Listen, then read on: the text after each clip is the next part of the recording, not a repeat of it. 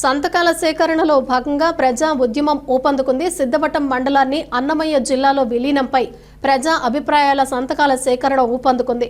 మండల కేంద్రమైన సిద్ధవటంలో ఆదివారం ప్రజలు స్వచ్ఛందంగా ముందుకొచ్చి సిద్ధవటం మండలాన్ని అన్నమయ్య జిల్లాలో విలీనం గెజిట్ నోటిఫికేషన్పై వ్యతిరేక సంతకాలు చేశారు.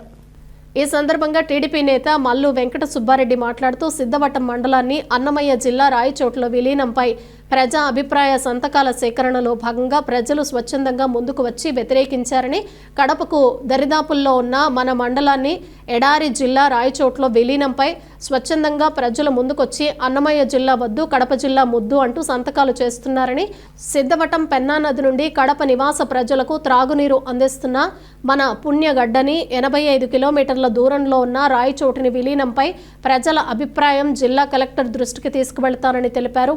మైనారిటీ నేత షేక్ గౌస్ బాషా మాట్లాడుతూ రాష్ట్ర ముఖ్యమంత్రి చంద్రబాబు నాయుడు, డిప్యూటీ సీఎం పవన్ కళ్యాణ్ పరిశీలించి సిద్ధవటం మండలాన్ని కడప జిల్లాలో విలీనం చేయాలని, సిద్ధవటం మండలం లింగంపల్లి పెన్నా నది నుండి కడప ప్రజలకు తాగునీరు అందిస్తున్నామని, సిద్ధవటం మండలం విలీనంపై అధికారులు పరిశీలించి న్యాయం చేయాలన్నారు.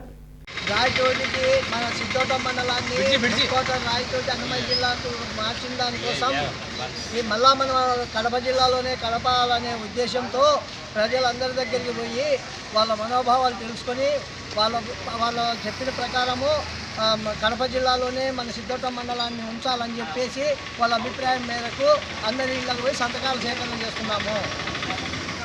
ప్రతి ఒక్కరూ కడప మండలమే కడప జిల్లానే కావాలని కోరుకుంటున్నారు. అది ఈరోజు మేము చేసే కార్యక్రమము.